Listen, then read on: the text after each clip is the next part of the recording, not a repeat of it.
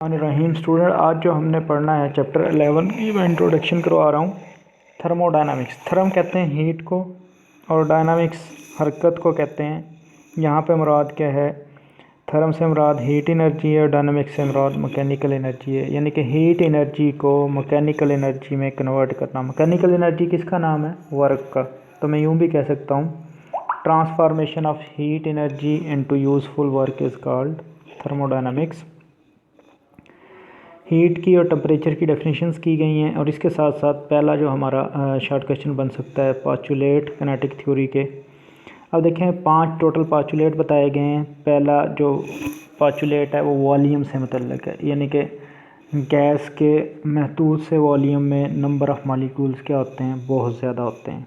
दूसरा क्या होता है कि साइज़ तो होता है गैस मॉलिक्यूल्स का, उनके दरमियान जो खला होता है उससे क्या होता है? कम होता है। साइज़ कम होता है और खला क्या होता है? ज़्यादा होता है। हमें भी पता है गैस मॉलिक्यूल्स के दरमियानी फासला क्या होता है? ज़्यादा होता है। तीसरा क्या है? मॉलिक्यूल जो होते हैं रैंडम मोशन में होते हैं और हर कुलियन के बाद अपनी डायरेक्शन चेंज करते हैं। फिर हमने जो बात की कुलियन की, कुलियन कैसा होता है? हाँ जी, मॉलिक्यूल्स के दरमियान जो कुलियन और वॉल्स के साथ होता है वो is considered to be a perfectly elastic. Considered होता नहीं है, यानी कि सपोज किया जाता है, ये कंसीडर किया जाता है elastic. Molecule do not exert any force expect during the कुलियन। तो 5 पोस्टुलेट, पहला किसका है? वॉल्यूम का। दूसरा किसका है? साइज़ का। तीसरा किसका है? मोशन का। चौथा कुलियन का।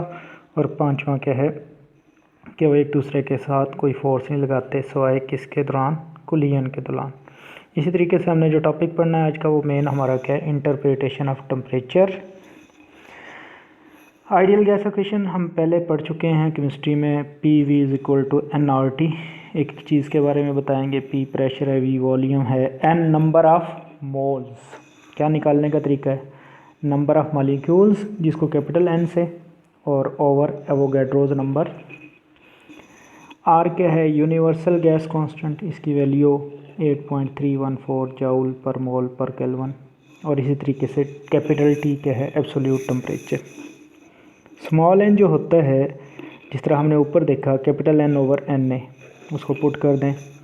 इसी इक्वेशन को रीअरेंज करें ज़रा। Capital N R over N A into T. R over N A दोनों एक कांस्टेंट क्वांटिटीज़ हैं। अगर इनको रेशो में लिखा जाए दोबारा से एक नया कांस्टेंट आता है जिसका नाम क्या है? Boltzmann constant. उसको के से ज़ाहिर करते हैं। आर ओवर एन ए की जगह अगर मैं पुट करूँ के, तो मेरे पास बचता है P V is equal to N K T.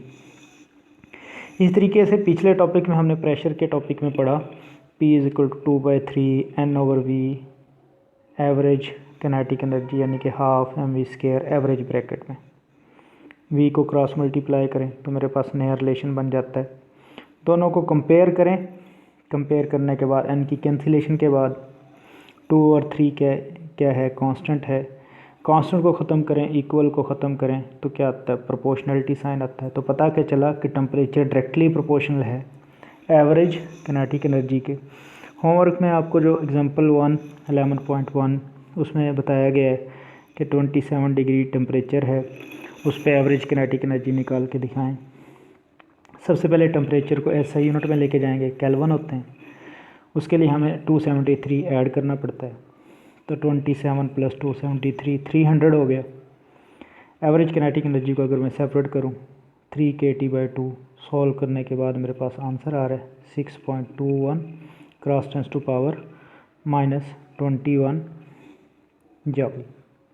इस तरीके से पहला शॉर्ट क्वेश्चन है कि एवरेज वेलोसिटी गैस मॉलिक्यूल की क्यों ज़ीरो होती है और स्केयर ऑफ एवरेज ज़ीरो क्यों नहीं होता।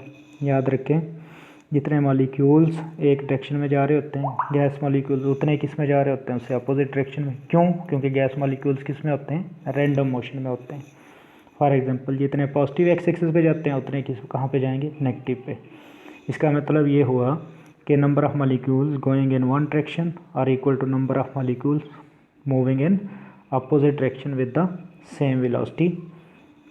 यहाँ पे जो हमने जिक्र करना है, दोबारा से एवरेज वेलोसिटी की वैल्यू कैलकुलेट करनी है। इसका मतलब ये हुआ कि एवरेज कैसे निकलेगा? दो चीज़ों का, पहली जमा दूसरी बटा दो। पहली पॉजिटिव थी और दूसरी क्या है? उससे अपोजिट डायरेक्शन यानी कि नेगेटिव।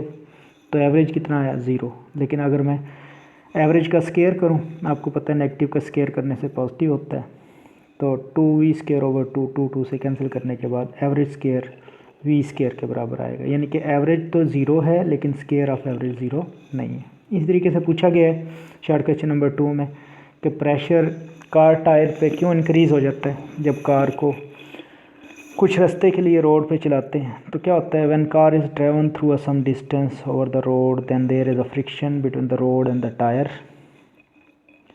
उस फ्रिक्शन की वजह से क्या पैदा होती है, हीट, और हीट से क्या होता है, टेम्परेचर बढ़ता है। अभी हमने पढ़ा टेम्परेचर के बढ़ने से एवरेज किनेटिक एनर्जी बढ़ती है। एवरेज किनेटिक एनर्जी बढ़ जाए तो नतीजतन कॉन्सिक्वेंसली प्रेशर क्या हो जाता है, बढ़ जाता है, क्योंकि प्रेशर भी एवरेज किनेटिक एनर्जी के डायरेक्टली प्रोपोर्शनल है। तो यही हमारा टॉपिक था।